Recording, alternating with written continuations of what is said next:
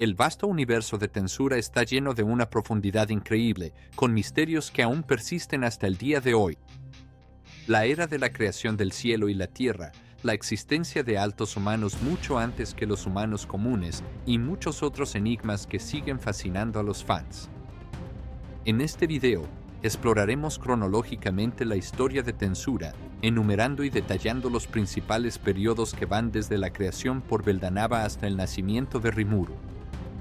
En resumen, todo lo que sucedió antes de la llegada de Rimuru al mundo cardinal, y créeme, claramente no estás preparado. Desde la creación del mundo hasta hoy, la historia es simplemente increíble. Si hay ciertos aspectos del lore o del mundo que te intrigan especialmente, siéntete libre de decírnoslo en los comentarios. Nos encanta hablar de estos temas. La creación y la era mítica.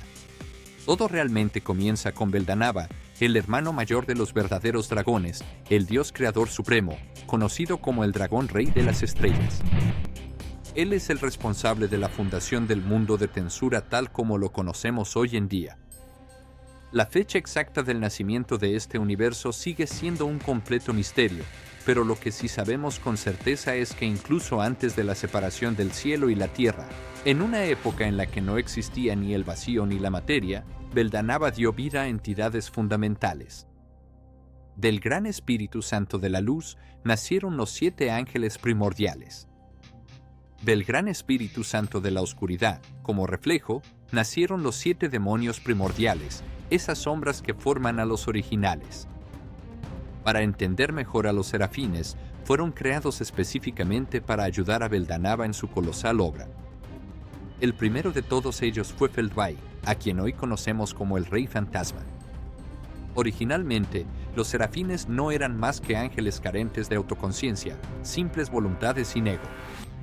Sin embargo, cuando Beldanava les otorgó nombres, adquirieron personalidades fuertes y sólidas, convirtiéndose así en los 7 ángeles primordiales, a quienes a menudo se les llama los 7 ángeles originales. En cuanto a los demonios primordiales, Beldanava no intervino directamente con el gran Espíritu Santo de la Oscuridad. La creación de los serafines a partir de la luz simplemente desencadenó una reacción en cadena. La oscuridad respondió dando origen a los 7 pilares primordiales, los verdaderos señores demonio. El primero en existir fue Rojo, a quien ahora conocemos como Ga-Crimson, un miembro destacado del Octagrama. Durante mucho tiempo, se desconocía el orden exacto de nacimiento de los otros primordiales, pero revelaciones recientes en arcos posteriores, especialmente a través de Misty, confirman que no aparecieron simultáneamente. De hecho, hubo una secuencia precisa. Así nacieron los primeros seres dotados de su propia inteligencia y voluntad, aparte del propio Beldanava. Cabe señalar que el Gran Espíritu Santo de la Luz y el Gran Espíritu Santo de la Oscuridad siguen siendo aún más enigmáticos que el propio Beldanava. Si poseen una conciencia comunicable, ¿qué forma podrían tener? Y casi todo lo demás sobre ellos sigue siendo desconocido. Lo único seguro es que son distintos de los grandes espíritus elementales que Ramiris, como administradora, conoce y manipula. Los otros mundos creados por Beldanava. Después de dar forma a su universo principal y rodearse de compañeros inteligentes, surge una pregunta natural: ¿cuántos mundos creó realmente Beldanava? Aquí está, basado en la información canónica disponible, una lista de los mundos paralelos que potencialmente trajo a la existencia. La Tierra, donde Satoru Mikami y Hinata Sakaguchi vivieron alguna vez, el mundo central de Tensura, donde Rimuru y sus aliados evolucionan, el mundo de origen de Kondo y del ancestro del Lobo Blanco, un mundo donde la civilización científica alcanzó su punto máximo hasta que la humanidad se mecanizó por completo. Todos se convirtieron en cyborgs. No puedo evitar preguntarme si nuestra propia civilización también se dirige hacia un futuro igual de sombrío. Si tienes alguna opinión, siéntete libre de compartirla en los comentarios. Un mundo donde ángeles y demonios al nivel de señores demonio despiertos chocan constantemente en guerras cada vez más intensas. Mundos frágiles y pequeños que colapsarían al instante si un verdadero dragón desatara todo su poder en ellos.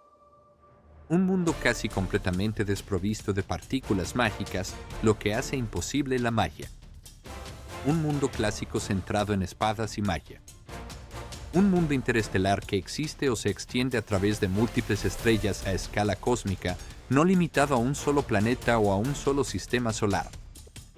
Así, sabemos que existen al menos 9 mundos distintos, y si examinamos el mundo principal de Tensura con mayor detalle, este a su vez está dividido en varios planos: el mundo espiritual, el inframundo y otra dimensión donde los agresores compiten por la supremacía.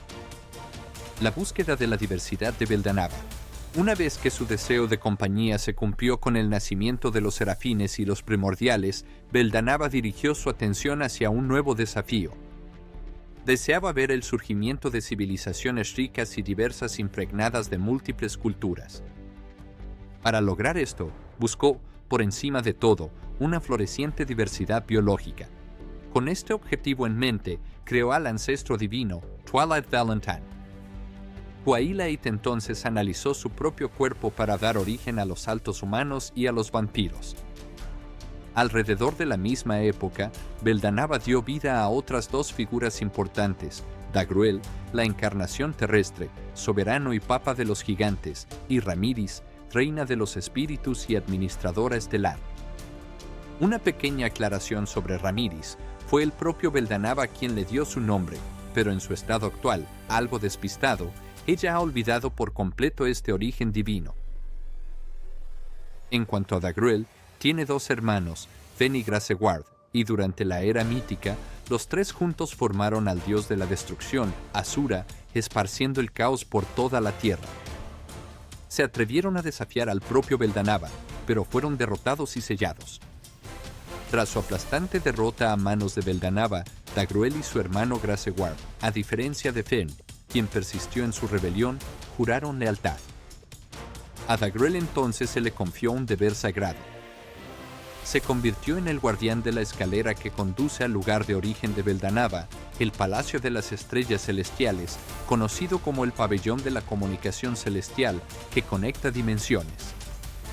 Para lograr el sellado original de estos gigantes incontrolables, Beldanaba utilizó un arma extraordinaria, considerada excepcional incluso entre las armas mitológicas de clase divina, la sagrada cadena de sellado, Gleipnir. Esta rebelión abierta podría sugerir que Dagruel no fue creado directamente por Beldanaba. Sin embargo, al examinarlo más de cerca, su acto de desafío proviene de una aspiración pura y casi ingenua, la de un niño que desea superar a su padre, convencido de que los hijos deben algún día superar a su creador. Esta profunda motivación confirma sin ninguna ambigüedad que Dagruel es, de hecho, una creación directa de Beldanaba. Por su parte, los demonios nacidos del gran Espíritu Santo de la Oscuridad no mostraron ningún interés en la creación del mundo. Se establecieron en el mundo del inframundo y pronto se lanzaron a una lucha implacable por la supremacía. Negro y Rojo se enfrentaron en un duelo titánico que terminó en empate. Más tarde, Azul, con su temperamento de hermana menor impulsiva, arrastró a su hermana Verde a desafiar a Rojo, pero ambas fueron derrotadas. Los 3 primordiales restantes, Blanco, Púrpura y Amarillo, también se agruparon y pelearon entre ellos por la hegemonía en feroces batallas. Mientras tanto, gracias a las habilidades excepcionales del ancestro divino, Twilight Valentine, la búsqueda de diversidad de Beldanaba logró un éxito notable. Guiando a los espíritus de cada atributo hacia la existencia física, Twilight dio origen a varias estirpes. Del elemento tierra surgieron los altos enanos, del elemento agua, las sirenas, del elemento fuego, los Enki, y del atributo viento nacieron los altos elfos. Hasta este punto, sus acciones se mantenían dentro de los límites aceptables a los ojos de Beldanaba. Sin embargo, Twilight luego cayó en una especie de locura creativa. Usando a las razas recién nacidas como sujetos de prueba, realizó innumerables experimentos destructivos e imprudentes, dando origen a nuevas especies. Entre los éxitos estaban los ogros, elfos, enanos y licántropos. Entre los fracasos estaban los goblins y muchas otras criaturas malformadas. Muchas de las líneas de sangre nacidas de estos experimentos cayeron en el olvido, borradas para siempre. Casi nada se sabe sobre la verdadera personalidad de Twilight Valentine. pero los raros testimonios de quienes lo conocieron sugieren que ciertamente no era un ser virtuoso. La leyenda de Guy Crimson. Mientras su duelo con Black quedaba sin resolver, Red fue repentinamente invocado al mundo cardinal. Esto ocurrió al menos hace varias decenas de miles de años, aunque la fecha exacta se ha perdido en la historia.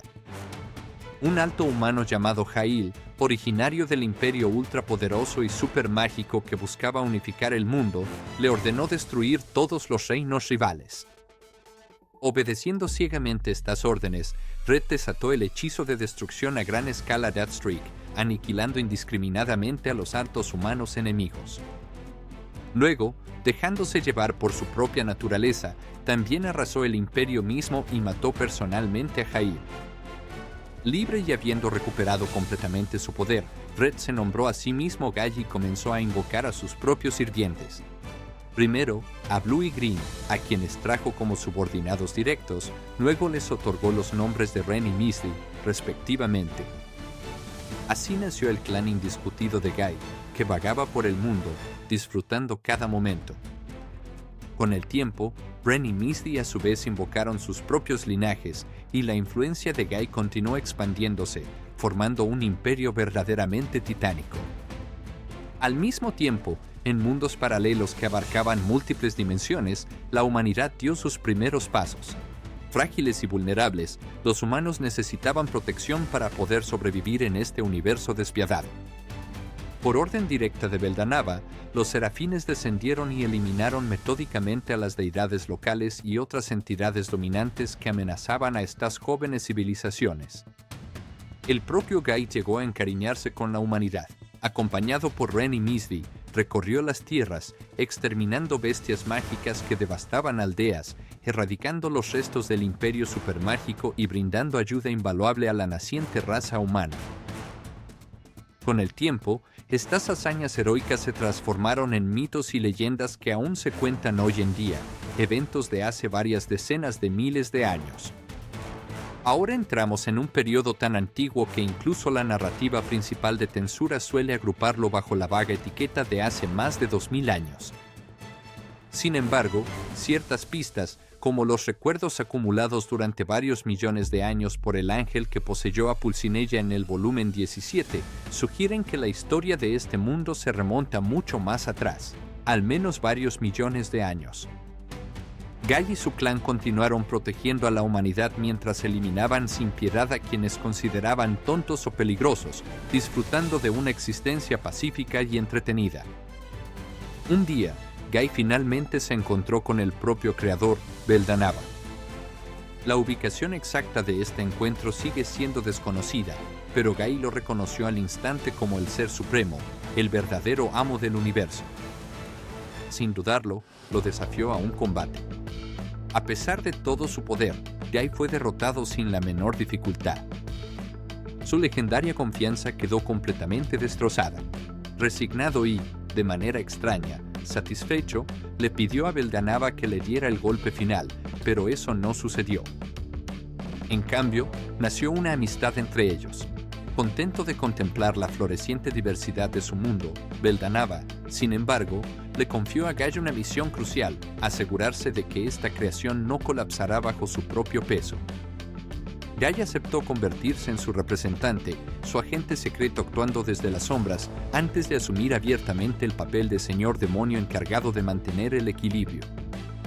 Para entender esta elección, hay que volver a las preocupaciones de Beldanava. El mundo estaba evolucionando a una velocidad vertiginosa. Dejarlo a su suerte implicaba el riesgo de la autodestrucción en tan solo unos pocos miles de años. Además, consciente de que los humanos eran seres imperfectos, propensos al error y la arrogancia, Beldanava consideró que era necesario un freno poderoso para evitar que cruzaran límites prohibidos. Guy, actuando por iniciativa propia, o al menos creyendo que lo hacía, se convirtió en esa fuerza suprema de disuasión, gobernando el mundo como un señor demonio absoluto. A lo largo de sus viajes, Guy realizó hazañas que dejaron una impresión duradera. Él solo derrotó a todo un ejército de gigantes que ni siquiera los serafines podían contener. Más tarde, por orden directa de Beldanava, se enfrentó al temible dragón destructor de mundos, Ibirak. La batalla duró 3 largos meses. Ibiraj resultó ser mucho más poderoso de lo que se esperaba y Guy se vio obligado a dejarlo escapar. Al final, Beldanaba intervino personalmente y selló a Ibiraj en otra dimensión. A partir de ese momento, 4 serafines, incluyendo a Feldvai, fueron asignados para vigilar permanentemente esta amenaza. ¿Por qué sellarlo en vez de aniquilarlo por completo? Simplemente porque Beldanaba, fiel a su búsqueda de la diversidad, esperaba ver despertar la verdadera inteligencia en Ibiraj, y no debemos olvidar que Ibiraj constituye su otra mitad. A pesar del consejo de Feldvai, quien abogaba por la exterminación pura y simple, Beldanaba rechazó esta propuesta. De este sellado nació una nueva especie, los críptidos, originados del maná acumulado de Ibiraj. Entre los 4 serafines que vigilaban la otra dimensión, algunos debían intervenir regularmente para contener a los críptidos más descontrolados. Con el tiempo, algunos de ellos desarrollaron una conciencia genuina. Encantado por esta evolución, Beldanaba le otorgó un nombre a uno de los más prometedores, Celeus. Así nació el futuro señor de los insectares, Celeus. Posteriormente, Celeus se encargó de regular a los críptidos violentos mientras creaba a sus propios subordinados, los insectares, formando poco a poco una facción poderosa. Cabe señalar que Feldvai, quien consideraba a los críptidos como fracasos indignos, nunca se llevó bien con Celeus. La estancia prolongada en la otra dimensión también tuvo consecuencias para los propios serafines. Expuestos constantemente a las partículas mágicas de este entorno hostil, los 4 supervisores, Feldvai, Cornu, Salario y Obra, mutaron y alcanzaron el estado conocido como Jotun. Al mismo tiempo, la raza angélica en su conjunto sufrió una mutación evolutiva, dando origen a la raza conocida como los fantasmas. La cronología exacta de estos eventos sigue siendo incierta, pero sin duda ocurrieron después del duelo entre Gaia y Ibiraj, y por lo tanto, lo más probable es que hayan sucedido hace varias decenas de miles de años. La narrativa ahora regresa al mundo terrenal. Después de su agotador enfrentamiento con Ibiraj, que devastó vastas regiones, Gaia aprendió una lección importante. A partir de entonces, los campos de batalla tendrían que ser elegidos cuidadosamente para limitar los daños colaterales.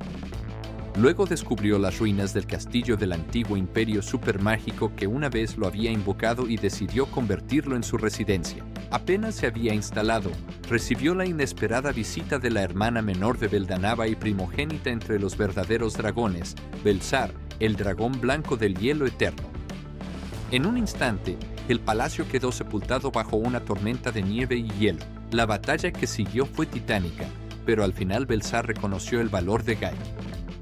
Desde ese momento, los dos se convirtieron en compañeros, casi aliados. Las repercusiones de esta batalla fueron inmensas. El eje del planeta se inclinó, alterando profundamente los climas a escala global. El continente que albergaba la residencia de Guy se transformó en una tierra helada e inhóspita. Sin embargo, gracias a la lección aprendida en su batalla contra Ibiraj, Guy alteró mágicamente la zona de permafrost que lo rodeaba, convirtiéndola en un verdadero paraíso encerrado en una primavera eterna. La ubicación exacta de este jardín del Edén sigue siendo desconocida. Después de todo, estos eventos ocurrieron hace decenas de miles de años, pero si aún existe hoy en día, bien podría corresponder a la región de Urasania. Varios siglos después de que Belsar se uniera al clan de Guy, apareció una nueva amenaza en el Palacio de Hielo, el héroe de los orígenes, el príncipe Rudra del reino de Nazca, ubicado al este del continente, acompañado por su hermana Lucía y el dragón escarlata, Belgrin. Se desató un feroz duelo entre Guy y Rudra, una confrontación tan equilibrada que ninguno de los dos logró obtener una ventaja decisiva. De repente, en medio del caos, Rudra cambió de estrategia. Decidió otorgarle un nombre a su oponente. Así, Guy se convirtió oficialmente en Guy Crimson. Este acto de nombrar, aunque excepcional, drenó a Rudra de una inmensa cantidad de energía espiritual, dejándolo al borde de la muerte. Después de eso, Rudra visitaba a Guy con regularidad. A veces, peleaban. Otras veces, cooperaban, especialmente para desplegar barreras con el fin de contener los daños causados por las disputas entre las hermanas dragón. Más tarde se descubrió que estas disputas tenían que ver con la crianza del hijo más joven que acababa de nacer, Beldora. Esto confirma que Beldora nació precisamente durante este periodo. Así que sí, Milim y Beldora tienen casi la misma edad. Aunque exista una diferencia de algunos siglos entre ellos en la escala de los verdaderos dragones, seres que viven milenios, esa diferencia es insignificante. Con el tiempo, los enfrentamientos entre Gaia y Rudra fueron dando paso poco a poco a una verdadera amistad. Durante sus conversaciones, Rudra le reveló a Gaia una verdad asombrosa. Veldanava, el supremo creador, se había unido con la hermana de Rudra, Lucía, y había renunciado deliberadamente a su omnisciencia absoluta. Al elegir este camino, se había condenado a sí mismo a una existencia casi humana, limitada por una vida finita, un sacrificio inmenso hecho para poder experimentar el amor y la mortalidad. Rudra consideraba a Veldanava como su maestro insuperable en la espada, e incluso había interactuado con Feldvai, uno de los 4 grandes serafines primordiales, quien en su momento fue su guardaespaldas personal. Además, para evitar cualquier exceso por parte de Gaia en su papel de mediador. Veldanava había establecido un mecanismo ingenioso, el sistema de héroes, diseñado para que un campeón elegido pudiera hacerle frente a un señor demonio que se volviera demasiado peligroso. La supervisión de este frágil equilibrio fue confiada a los 3 serafines que permanecieron en este mundo, Dino y sus compañeros. La aparición de Rudra al lado de Gaia tampoco fue una coincidencia. Había sido orquestado por el propio Veldanava. Rudra perseguía un sueño ambicioso, una paz duradera lograda a través de la conquista, unificando el mundo y eliminando las guerras internas. Para ganarse el reconocimiento de Gaia como mediador, no dudó en desafiarlo directamente. En teoría, Gaia debería haber eliminado sin piedad a un conquistador como Rudra, ya que ese era su deber para mantener el orden, pero Gaia, quien había tomado cariño a este carismático rival, no pudo hacerlo. Fue entonces cuando Rudra propuso una alternativa ingeniosa, en vez de un duelo a muerte, un gran juego estratégico en el que cada uno intentaría dominar el mundo con su propia facción. Gaia aceptó con entusiasmo, y así comenzó su legendaria rivalidad, una confrontación indirecta que duraría milenios. En el corazón de esta larga competencia ocurrió una tragedia. Poco después del nacimiento de Milim, hija de Veldanava y Lucía, ambos padres perecieron en un ataque terrorista. El país responsable de este acto atroz fue aniquilado por Dino, consumido por una furia implacable.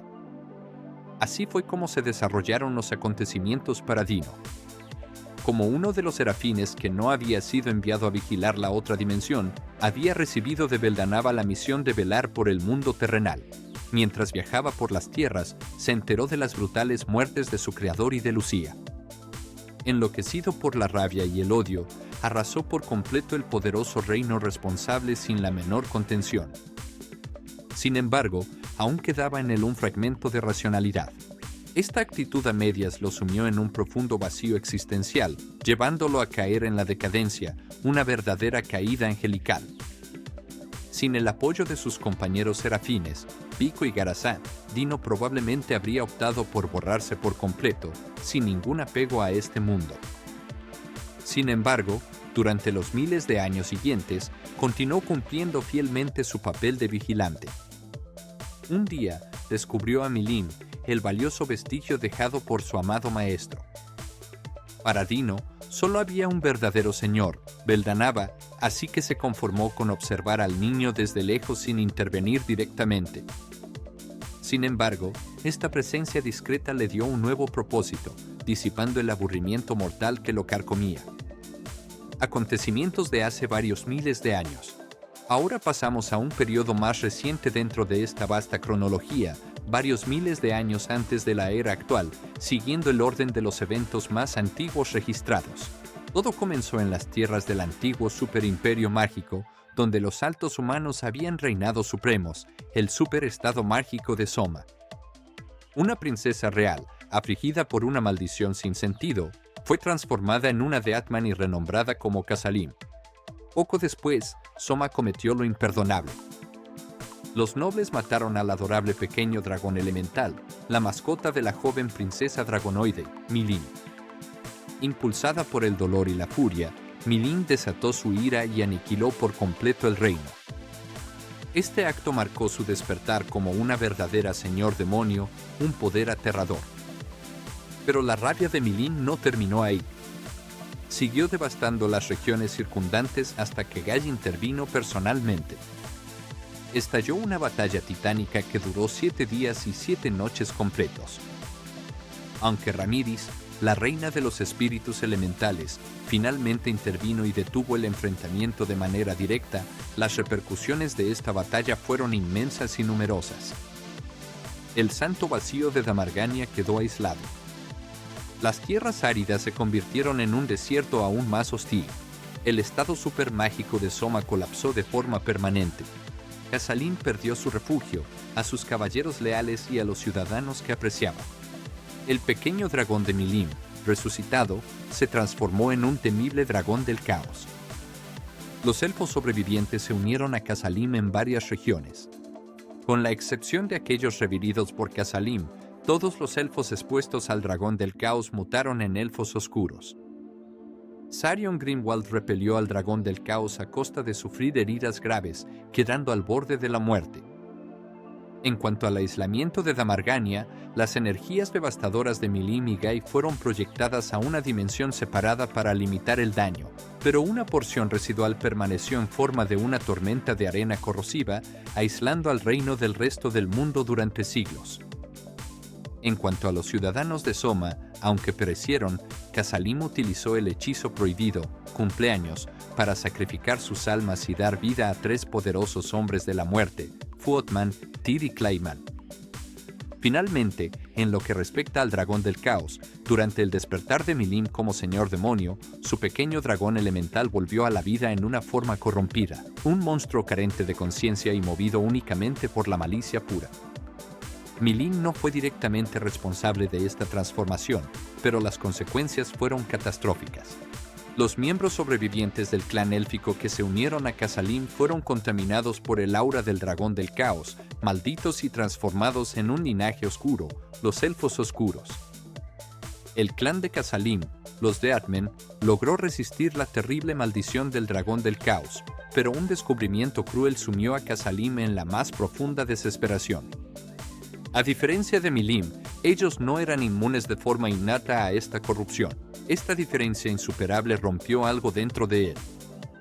Eligió abandonar su tierra natal para siempre y, huyendo de la influencia dañina del dragón del caos, cruzó el gran bosque de Jura para establecer una nueva base dentro del estado títere de Histov.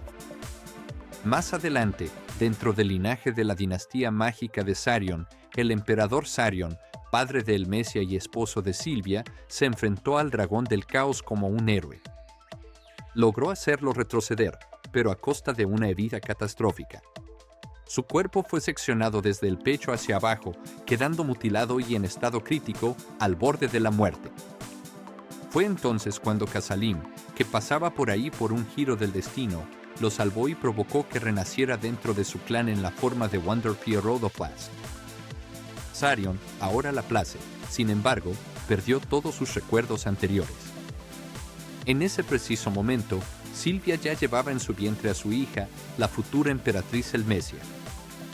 Así, después de haber desatado una destrucción colosal por todo el mundo, el dragón del caos fue finalmente sellado por la propia mano de Milim. El lugar elegido para este sellado se convertiría, milenios después, en las ruinas de Soma, confirmando que en efecto eran los restos del antiguo y colapsado estado supermágico. Por el lado de la otra dimensión, la muerte de Beldanaba sacudió profundamente a los serafines. Al principio, Feldvai seguía convencido de que el creador resucitaría rápidamente, como lo haría cualquier verdadero dragón, pero pasaron siglos sin la menor señal. Este prolongado silencio dio lugar a una desesperación visceral dentro de Feldvai, quien finalmente redirigió su ira hacia todas las razas que Beldanaba había apreciado tanto. Luego le propuso a Silanis un plan radical: primero, exterminar a los críptidos y luego lanzar una invasión masiva del mundo cardinal. Silanis se negó categóricamente. Ya tensa, su relación se hizo añicos por completo y estalló una guerra abierta dentro de la otra dimensión entre los fantasmas y los insectares. Estos son los principales acontecimientos que dieron forma a la historia antigua de Tensura. Ahora pasemos a algunos destinos individuales más específicos que profundizan aún más en este inmenso lore. Primero, las hermanas dríadas que una vez sirvieron bajo Ramiris, incluida Treinos, se encontraron separadas de su grupo.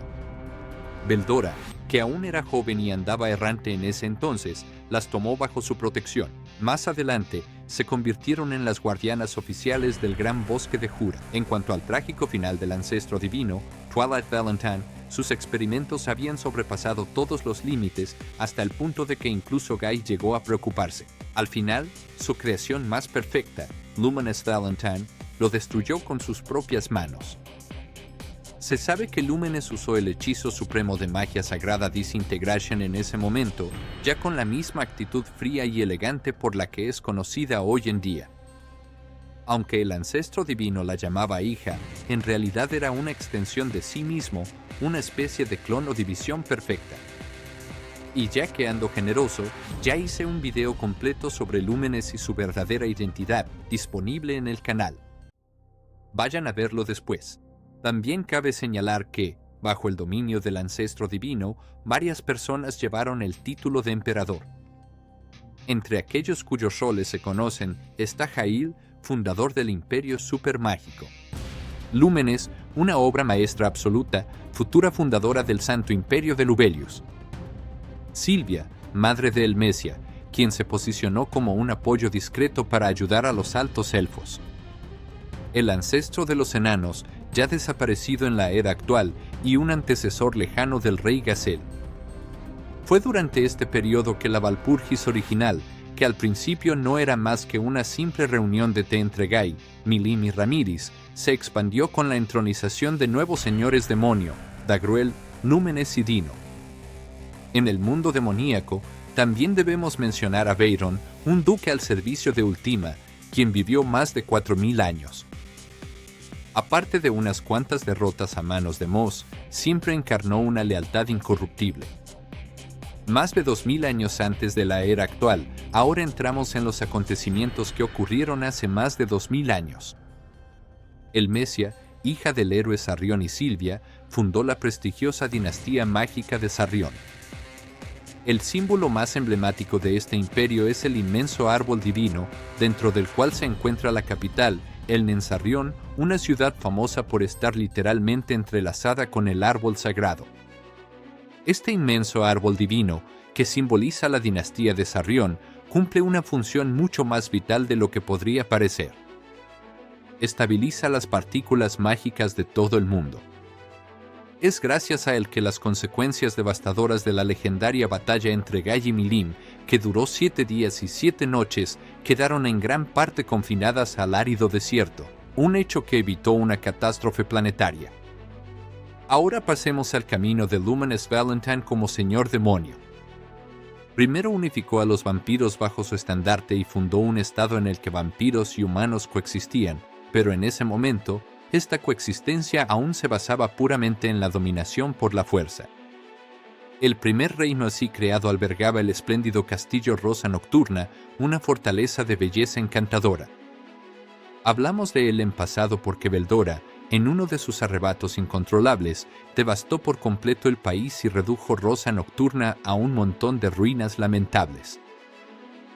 Por la misma época, durante un Valpurgis memorable, Lúmenes humilló públicamente a un señor demonio recién llegado. Este último se había presentado con más de 100 subordinados, mostrando una arrogancia descarada, lo que indica que en ese momento, otros poderosos reinos de señores demonio ya dominaban vastos territorios habitados por Magins. Poco antes del arrebato destructivo de Beldora, ocurrió un evento extraordinario. Gracias a la habilidad única viajero del tiempo, Troe e Inata realizaron un salto temporal y aparecieron ante Luminous Valentine. Solicitaron una audiencia, le advirtieron con precisión sobre el inminente ataque de Beldora, y sus predicciones se cumplieron a la perfección. Esta hazaña les valió la absoluta confianza de Lúmenes, sellando una alianza sólida. Posteriormente, Chloe e Inanna acompañaron a los subordinados de Lúmenes, quienes abandonaban el reino condenado en busca de una nueva tierra. En el camino, se separaron del grupo principal. Durante los siguientes 2000 años, Chloe adoptó la identidad de Cronoa, la heroína enmascarada, y vivió una existencia dedicada a proteger el mundo. Cabe señalar que durante este largo periodo, ella se cruzó varias veces con Lúmenes, manteniendo discretamente el vínculo entre ellas. Por su parte, Lúmenes y sus seguidores fundaron el Santo Imperio de Lubelius en una nueva tierra. El modelo elegido fue ingenioso. En la superficie, un reino humano protegido y próspero. Bajo tierra, una ciudad secreta reservada para vampiros, una convivencia que finalmente resultó más equilibrada. En ese momento, o quizás un poco antes, ya que faltan cronologías precisas, estalló un conflicto ideológico con Granbel Rosso, el héroe elegido de la luz, quien soñaba con traer una paz duradera a la humanidad. Él desafió a Lúmenes y fue derrotado, quedando mentalmente quebrado antes de ser sometido a su voluntad. A su lado luchaba su compañera de 1000 años, Rasul, una insectara a quien el propio Granbel había nombrado. Rasul no era otro que uno de los 12 lugartenientes de Solanus, el rey de los insectar. Enviado más de 2000 años antes para preparar una invasión del mundo cardinal por orden de Solanus, finalmente traicionó su misión para permanecer fiel a su amistad con Granbel. Tras su derrota, Granbel se unió a los clérigos de las 7 luminarias bajo el título de Gran, convirtiéndose en su líder supremo. La estructura político-religiosa de Lubelius fue diseñada por Gunther, un leal lugarteniente de Lúmenes, pero Granbel logró infiltrarse hábilmente, influyendo profundamente en su desarrollo. Así fue como la iglesia de Lúmenes fue tomando forma gradualmente hasta convertirse en lo que conocemos hoy en día. Un breve paréntesis fuera del hilo principal: hace más de 2000 años, Beldora fue víctima de un ataque sorpresa de Belgrind en el continente suroeste. La liberación total del calor del dragón abrasador transformó toda la región en un hostil paisaje volcánico. Hoy en día, este territorio está bajo el dominio del señor demonio León. La Primera Guerra Tenma y su cronología. La fecha exacta de la Primera Guerra Tenma sigue siendo un misterio, pero se puede estimar que ocurrió hace no más de unos 2500 años, teniendo en cuenta que Rudra necesitó 5 siglos de preparación para activar su habilidad, Armagedón. Lo que se sabe con certeza es que los 6 señores demonio que vivían durante esta guerra inaugural eran Gai, Milim, Ramiris, Lúmenes, Dagruel y Dino. A lo largo de las varias guerras Tenma que siguieron, 4 de ellos, Gai, Milim, Lúmenes y Dino, alcanzaron el verdadero despertar y refinaron aún más su colosal poder. Esalim, por su parte, participó en 3 grandes guerras Tenma después de convertirse en un señor demonio de pleno derecho. Sin embargo, una vez más, los detalles precisos siguen siendo poco claros. Aproximadamente hace 1500 años. Ahora pasemos a un periodo más reciente. Aproximadamente hace 1500 años, Lúmenes decidió retirarse públicamente de su título como señora demonio, permitiendo que Roy Valentine, uno de los 3 archiduques, asumiera oficialmente ese papel en su lugar. Alrededor de la misma época, Casalín también alcanzó el estatus de señor demonio, por lo que nunca sospechó que Roy solo estaba actuando como sustituto de Lúmenes. Los 2 nuevos señores demonios se enfrentaron varias veces sin que ninguno lograra imponerse. Finalmente, optaron por el diálogo y resolvieron sus diferencias mediante una votación mayoritaria. Precisamente de estos acontecimientos nació la actual tradición de Walpurgis. Cualquier decisión importante requiere la aprobación de al menos 3 votos. Si uno toma en serio la declaración de Casalín, quien afirma haber sobrevivido a 3 guerras Tenma distintas, esto inevitablemente implica que debió haber ocurrido una segunda guerra de este tipo en algún momento entre los conflictos conocidos, aunque falten registros precisos que confirmen el periodo exacto. Aproximadamente hace 1300 años, volvamos a este periodo turbulento en la historia de Lubelius. La autoridad papal ya estaba firmemente establecida, y fue en este momento cuando se creó la Santa Iglesia del Oeste como una organización afiliada a esa autoridad.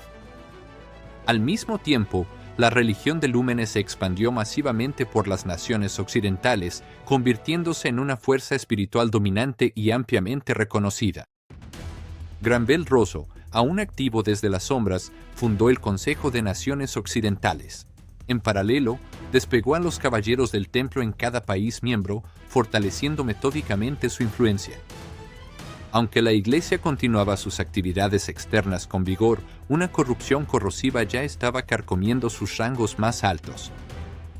Manipulados por las maquinaciones de los clérigos de los 7 luminarios, dos figuras respetadas, Adalmán, quien entonces ocupaba el cargo de cardenal, y el caballero Albert, fueron atrapados y asesinados.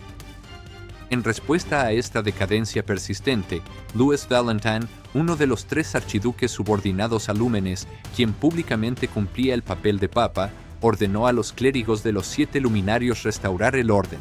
Como resultado, los 7 luminarios renunciaron a sus funciones de gobierno, dando paso a un nuevo sistema en el que estas funciones serían en adelante asignadas a sumos sacerdotes seleccionados entre los cardenales. Como compensación, a los antiguos virtuosos se les concedió el estatus honorario de asesores especiales de la Santa Iglesia. Para consolidar aún más la fe popular, el señor demonio Roy, que seguía actuando como sustituto de Lúmenes, difundió deliberadamente el terror entre los ciudadanos de Lubelius, permitiendo que los caballeros sagrados aparecieran luego como salvadores. Esta estrategia clásica de manipulación, un verdadero juego de sombras, fortaleció enormemente la devoción de las masas. Un giro hacia el este. La escena cambia radicalmente en el este. Lo que alguna vez no fue más que un pequeño y aislado reino, Nazca, pasó 2 milenios conquistando metódicamente a sus vecinos por la fuerza. Al ir absorbiendo poco a poco el reino mágico de Nambiun y la Unión Oriental de Ulmeria, se convirtió en un coloso gobernado por el unificador emperador Rudra Namul Nazca. Las naciones occidentales simplemente lo llamaban el Imperio del Este. Su nombre oficial completo era Imperio Unido del Este de Nazca Nambria Malmeria. Varias figuras clave contribuyeron a esta expansión meteórica. Dambrada, a quien Rudra le otorgó una habilidad suprema de tipo encantamiento y que comenzó a unificar las organizaciones secretas del Este. Hablando de organizaciones secretas, después de este video, planeo dedicar uno específicamente a las organizaciones secretas de Tensura. Espero que estés ahí para verlo. Otras obras tienen sus grupos icónicos, como los Akatsuki, la Brigada Fantasma y muchos otros, así que ya es hora de que exploremos también las organizaciones de nuestra obra favorita. Los 4 caballeros reales, conocidos como los Guardianes Imperiales, especialmente Granit, 00 número 00 y tercero en la jerarquía, quienes se destacaban en someter a los estados vecinos. Para obtener el estatus de 00, uno tenía que presentar una solicitud directamente al emperador, tras lo cual se celebraba un duelo especial en su presencia. El imperio entonces dirigió sus ambiciones hacia el oeste, pero se encontró con una feroz resistencia. Las naciones occidentales se habían fortalecido, y la presencia activa de la heroína Cronoa, así como del héroe Garan, hacía que cualquier invasión fuera arriesgada. El propio Rudra identificó a Garan como el mayor obstáculo para una conquista total de Occidente. Otros eventos notables de la época, entre los otros sucesos destacados de este periodo, mencionemos a Gadra, el mejor amigo de Adalmán. Mientras aún le enseñaba magia a su discípulo, Rasen, Gadra desapareció repentinamente sin avisar a nadie, dejando las naciones occidentales para unirse al Imperio Oriental. Consumido por la rabia tras perder a su amigo asesinado, alimentó un ardiente deseo de venganza contra los clérigos de las 7 luminarias. Este camino eventualmente lo llevaría a su caída a manos de Rimuru y Lúmenes aproximadamente hace 1 milenio. 1 milenio antes de la era actual, ocurrieron varios acontecimientos importantes, comenzando por los relacionados con Milim. Pueblos que adoraban a los dragones acudieron a ella, formando gradualmente la legendaria ciudad del dragón olvidada, que oficialmente se convirtió en el territorio de Milim. Protegidos por el abrumador aura de su gobernante, sus habitantes cayeron en una total complacencia. No había necesidad de un ejército, ni de progreso tecnológico o cultural. Esta seguridad absoluta resultó en 1 milenio completo de estancamiento total. Alrededor de la misma época, se fundó el reino enano militarizado de Dwargon. Su primer rey, Guranduargo, abuelo de Gazel, había trascendido la carne al convertirse en un santo, liberándose de las cadenas del envejecimiento y la muerte. También se sabe que había logrado el despertar de una habilidad suprema. Hoy en día, el trono está ocupado por Gazel, dejando el destino del fundador envuelto en misterio. Sigue vivo en algún lugar. El misterio persiste. Fue precisamente en esta época cuando ocurrió la Tercera Guerra Tenma, según lo atestiguan los antiguos documentos consultados por el archiduque Herald de Sarion. Ahora volvamos la mirada a la situación en la otra dimensión, aunque el tiempo fluye de manera diferente allí, lo que hace imposible cualquier datación exacta. Los eventos que estamos a punto de mencionar probablemente corresponden a este mismo periodo. Feldweiss y sus serafines, atrapados en este espacio hostil, buscaban desesperadamente asegurar un portal de regreso al mundo cardinal. Sin embargo, los demonios se habían apoderado de él, y Noir, en particular, representaba una gran espina en el costado de Feldweiss. A medida que las batallas contra los demonios se inclinaban cada vez más a su favor, una voz inesperada resonó directamente en la mente de Feldweiss, la de la habilidad suprema Mako, poseída por Rudra. Al enterarse de que el objetivo de Michael era la resurrección de Beldanava, Feldweiss bajó la guardia y aceptó la alianza propuesta. Entonces Feldweiss le dio un nombre al rey de la justicia, Mako. Este acto desencadenó su evolución, dando origen a Manas Mako, un núcleo de sabiduría. Desde ese momento, Feldweiss y Michael idearon juntos un plan meticuloso para resucitar a Beldanava. Durante estos preparativos, Michael logró convencer a Selanus, el rey de los insectares, de unirse a su causa. Como muestra de alianza, Selanus envió a uno de sus 12 lugartenientes más confiables, Minasa. Mientras tanto, Rasen, tras haber perdido todo contacto con su maestro Gadra, finalmente entró al servicio del reino de Falmouth aproximadamente entre 500 y 350 años antes de la era actual. El gran acontecimiento de este periodo fue, sin duda, la Cuarta Guerra Tenma. Después de sobrevivir a este conflicto titánico, dos nuevas figuras ascendieron al título de Señor Demonio, Carrión y Frey. Millin y Casalín recomendaron personalmente a Carrión. Casalín también apoyó la candidatura de Frey. Apenas después de su entronización, Frey se enfrentó a una amenaza inesperada, el brutal asalto de Charybdis. Su dominio, el reino aéreo de Fulbrosia, sufrió graves daños, pero logró eliminar a su atacante, al menos temporalmente. El descubrimiento de que Charybdis podía resucitar sumió a Frey en una profunda consternación. Según los registros, Charybdis fue finalmente sellado en el gran bosque de Jura por un héroe, probablemente Cronoa, quien aún ejercía plenamente su papel en ese momento. Unos 400 años antes de la era actual, un misterioso grupo de guerreros fuertemente armados, claramente inspirados en la cultura japonesa, apareció en una aldea ogro en lo profundo del gran bosque de Jura. Los ogros les dieron la bienvenida y los protegieron. A cambio, estos extranjeros transmitieron pacientemente sus tradiciones, idioma y costumbres niponas a los habitantes. Luego llegó el año trágico. Aproximadamente hace 350 años, el Imperio del Este lanzó una ofensiva a gran escala hacia el oeste, con el objetivo de conquistar las naciones occidentales cruzando el gran bosque de Jura. Las fuerzas imperiales cometieron el error fatal de provocar a Beldora. El dragón de la tormenta desató una furia apocalíptica, infligiendo pérdidas colosales a los invasores. Belvrin, cautelosa por naturaleza, hasta entonces había evitado cualquier expedición a gran escala hacia el oeste, temiendo la intervención de Gallo Belsar. Esta ausencia de apoyo dracónico explica por qué el imperio se encontró tan vulnerable ante Beldora. Entre los pocos sobrevivientes imperiales de este desastre, varios alcanzaron una nueva etapa de evolución y se convirtieron en sabios hace aproximadamente 300 años. Shloege y Nata, entonces unidas en el papel de la heroína Cronoa, decidieron saldar una vieja cuenta. Para vengar la humillación sufrida en el futuro, en el laberinto de Tempest, donde Beldora las había ridiculizado tras derrotarlas, lanzaron una ofensiva decisiva. Hinata tomó posesión del cuerpo de Choe para esta batalla crucial y logró sellar al dragón de la tormenta. Justo después de este sellado, León y una Choe, aún inconsciente de su propia identidad, fueron transferidos a este mundo. La regla inflexible de las líneas temporales prohíbe la coexistencia de dos versiones idénticas de la misma persona. La heroína, Choe, por lo tanto cayó en un sueño profundo, permitiendo que Hinata usara completamente su cuerpo. Alrededor de la misma época, la Tengu Kaide visitó la aldea Ogro para perfeccionar su dominio de la espada bajo la tutela de Byakuya Araki, el ancestro de Akuro. Después de la muerte de Byakuya, ella continuó su entrenamiento con Akuro. Un día, cuando estaba a punto de dejar la aldea, Kaide confesó sus sentimientos bajo un enorme árbol de arce. Los dos compartieron una noche apasionada, y poco después, Kaide descubrió que estaba esperando una hija, Momiji. En la versión del manga, esta escena de confesión es particularmente memorable.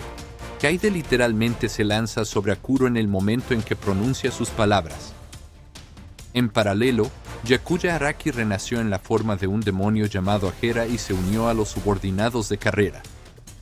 Ocurrió otra entronización notable.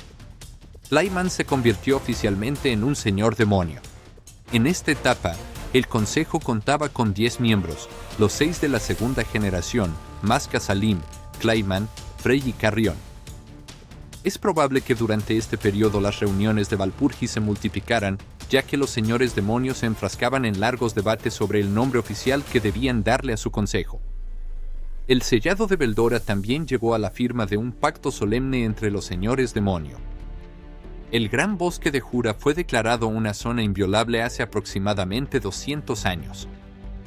León, recién llegado a este mundo junto a Choe, partió en su búsqueda. Viajó al Santuario de los Espíritus donde residía Ramírez, con la esperanza de obtener la calificación de héroe. En ese momento, todavía era completamente humano. El intento de Ramírez de dominar su mente fracasó estrepitosamente.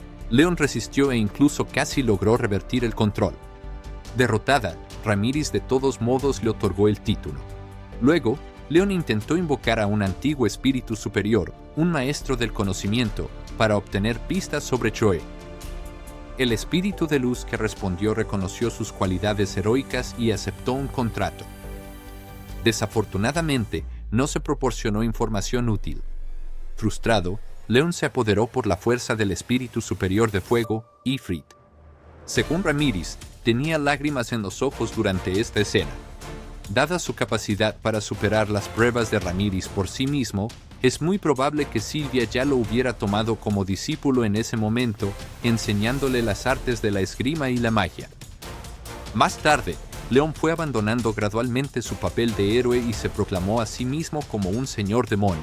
Esta declaración atrajo la atención de Casalim, quien, a través de una expansión implacable, se había vuelto excesivamente arrogante. Al principio, Casalim consideró invitar a León a unirse a su bando hasta que presenció la deslumbrante belleza de León.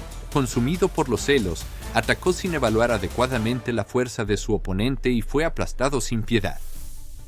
Después de reducir a Casalim al estado de espíritu errante, privado de un cuerpo físico, León se impuso como un nuevo señor demonio dentro del consejo, consolidando su posición gracias a esta victoria decisiva. Al mismo tiempo, un joven Gacel, perdido en lo profundo del gran bosque de Jura, fue acogido por el legendario lobo blanco, Akuro, el maestro de la espada sin igual. Bajo su estricta tutela, Gacel aprendió los secretos de una técnica de espada de una pureza y eficiencia aterradoras. Hace aproximadamente un siglo, estalló una guerra fratricida al este del río Imel, dentro del bosque de Jura. Las fuerzas de Gozu y Meizu se enfrentaron en un conflicto sangriento que dejó una huella duradera en la región. Desde aproximadamente 70 hasta 50 años antes de la era actual. A partir de este punto, la cronología se vuelve más precisa, los eventos más densos y, a menudo, más estrechamente ligados a los personajes que conocemos hoy en día. Estos son los principales eventos que siguieron. Hace 60 a 70 años, León realizó la invocación de Sisu y Saba. Hace unos 50 años, Sisu se convirtió en una figura legendaria conocida como la Dominadora de las Llamas. En el momento de su invocación, León implantó a la fuerza a Ifrit en el cuerpo de Sisu, convirtiéndola en una margen y usándola como un arma viviente para eliminar a sus enemigos externos. Entre estos dos momentos, Leon abandonó su castillo provisional. Sisu, dejada a su suerte, fue salvada por la heroína Cronoa, que en realidad era Hinata dentro del cuerpo de Choe, como siempre. Viajaron juntas durante un tiempo hasta que Sisu obtuvo suficiente autonomía para seguir su propio camino. Hinata, por su parte, luego entró en la cámara sagrada, preparada por Lúmenes, y cayó en un sueño profundo. Aún así, hace unos 50 años, Ramiris, sujeta a la maldición del dragón del caos, que la obliga a reencarnar aproximadamente cada 150 años, renació en su forma actual de niña. Sin embargo, Milim, Frey y los demás señores demonio más antiguos conservan recuerdos de su apariencia adulta, mucho más imponente y seria. En el Imperio del Este, hace unos 70 años, Tatsuya-kon fue transferido a este mundo. En tiempo récord, ascendió en las filas hasta convertirse en jefe de la Guardia Imperial y director del Departamento de Inteligencia, ejerciendo una influencia considerable a nivel global.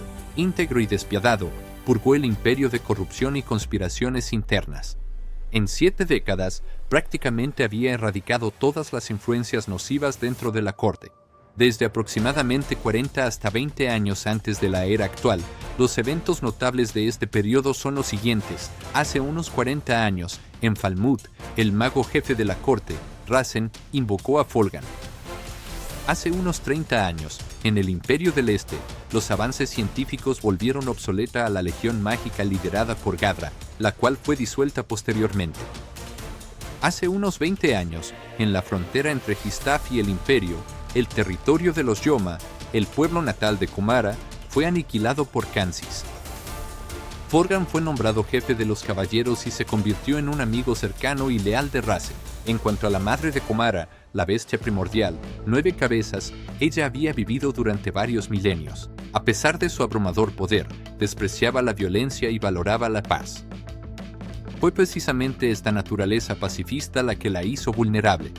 Kansis la mató sin que ella realmente opusiera resistencia. Durante este mismo periodo, Clayman había concluido en secreto un pacto de no agresión con el Imperio del Este. Sin embargo, su comportamiento se volvió cada vez más errático. A menudo ignoraba las órdenes y actuaba impulsivamente. También fue durante este tiempo que nació Vega, futuro subordinado de Yuki. Vega es un ser peculiar. Su padre, un inquisidor mágico de Ingracia, había absorbido demasiados factores monstruosos y perdió permanentemente su forma humana. Enloquecido por el deseo, atacó a una mujer. 3 días después, nació Vega. ¿3 días después? ¿En serio? ¿Esto es una broma? En ese momento, Ingracia ya poseía la tecnología para infundir factores monstruosos en cuerpos humanos, creando así estos inquisidores mágicos sobrehumanos. Desde 19 años antes de la reencarnación de Rimuru hasta su nacimiento, ahora estamos casi en la era contemporánea, justo antes de la llegada de Rimuru. Hace 15 años, en la aldea Tengu, nació Momiji, hija de Kaide. Hace unos 12 años, Yuki e Hinata fueron transferidos a este mundo. Hace unos 11 años, Mariabel reencarnó en la familia Rosso. Hace unos 10 años, Helmut realizó numerosos nombramientos en todo el gran bosque de Jura. Hace unos 7 años, Hinata tomó el mando de los caballeros sagrados y fue nombrada caballero jefe de la guardia personal del Papa dentro de la unidad de élite conocida como los Genios Torre. Kaede llevó a Momiji en su vientre durante casi 300 años, una peculiaridad ligada a la longevidad de los Tengu. Yuki e Hinata, recién llegados, pasaron un tiempo bajo la protección de Sisu. Hinata luego siguió su propio camino, mientras que Yuki, en solo 10 años, fundó el Gremio Libre y expandió su influencia hasta el Imperio del Este, convirtiéndose en una gran potencia que operaba en las sombras del mundo criminal. Durante sus viajes entre mundos, neutralizó a Kasalim, quien intentaba poseer su cuerpo, y lo aprisionó dentro de sí mismo. Mariabel, por su parte, murió en un mundo europeo medieval y reencarnó en este mundo hace aproximadamente 10 años. Los nombramientos de Helmut concernían notablemente al hermano mayor de Rimuru, el primer Rimuru que recibió ese nombre. Y finalmente, Rimuru reencarnó como un Slime en la cueva donde Veldora estaba sellado. Todo lo que siguió a este nacimiento está tan lleno de acontecimientos que se podrían dedicar videos enteros a ello, que es exactamente lo que ya hacemos en el canal. Eso concluye este viaje a través del tiempo. Hemos rastreado la historia de Tensura desde su creación por Beldanava hasta la aparición de Rimuru. Por supuesto, todavía quedan innumerables anécdotas, pasados individuales y secretos por explorar. Los abordaremos poco a poco cada vez que el tema lo amerite. Comparte el video tanto como puedas con todos los fans de Tensura. Gracias por acompañarnos en este profundo recorrido por la historia. Si quieres seguir explorando el increíble universo de Tensura con nosotros, no dudes en suscribirte y activar la campanita de notificaciones. Nos vemos muy pronto con lo que viene. Hasta la próxima.